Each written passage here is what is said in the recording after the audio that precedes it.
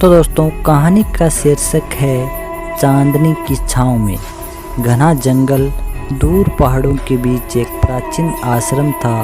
वहाँ एक युवा साधु रहते थे, शांत स्वभाव पर आंखों में एक रहस्यमयी गहराई।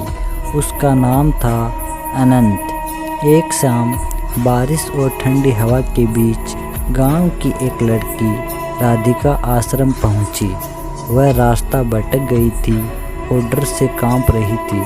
अनंत ने उसे देखा और दरवाज़ा खोलते हुए कहा, अंदर आओ, रात यहीं गुजार लो, बाहर जंगल सुरक्षित नहीं है।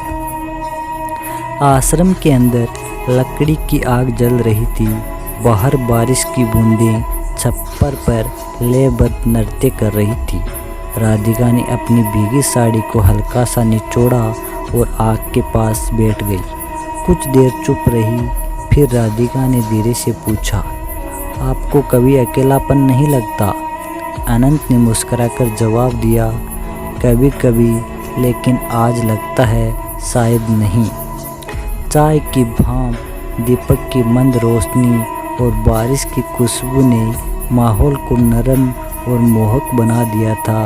राधिका ने देखा कि अनंत की नज़रें अब सिर्फ शब्दों पर नहीं, उस पर भी ठहर रही थी। उसने हौले से कहा, आज रात जाने का मन नहीं है। अनंत ने उसकी आंखों में देखा, वहाँ डर नहीं, बस एक चाहत थी। वे बरामदे में बैठे चांद को देखते हुए बातें करते रहे। धीरे धीरे हाथ छुए, नज़रों ने बातें की और दोनों के बीच एक गर्माहट पिघलने लगी। रात लंबी थी और चांदनी ने उनकी निकटता को चुपचाप ओढ़ा लिया। ना कोई जल्दबाजी, ना कोई संकोच, बस एक दूसरे को महसूस करने का पल। तो दोस्तों अभी तक आपने हमारी कहानी को लाइक और हमारे चैनल को सब्सक्राइब नहीं किया तो प्लीज़ कर दीजिएगा। सुबह की धूप अभी हल्की ही थी। राधिका और अनंत बरामदे में बैठे चाय पी रहे थे। दोनों के चेहरे पर पिछली रात की मुस्कान बाकी थी।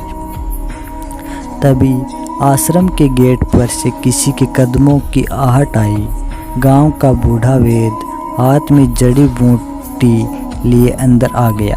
उसने दोनों को एक साथ बैठे देखा और उसकी आंखों में हल्की सी हैरानी उतर आई। उसने बिना कुछ कहे मुस्कुराकर नमस्ते किया, लेकिन उसकी मुस्कान में एक छुपा हुआ सवाल था। राधिका ने संकोच से नज़रें झुका ली और अनंत ने बस शांत स्वर में कहा, बारिश की रात कई कहानियाँ लिख जाती है वेद जी।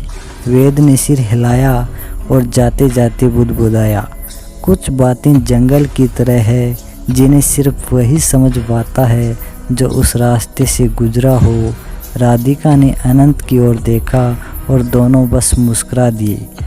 अब यह पल सिर्फ उनका नहीं, किसी और की नज़र ने भी उसे छू लिया था और शायद कहानी यहीं से गांव में फुसफुसाहट बनकर फैलने वाली थी।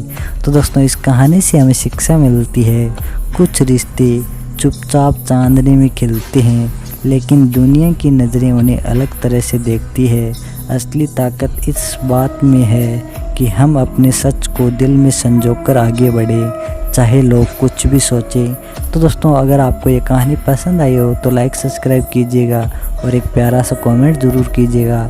मिलते हैं नेक्स्ट कहानी में, तब तक के लिए बाय।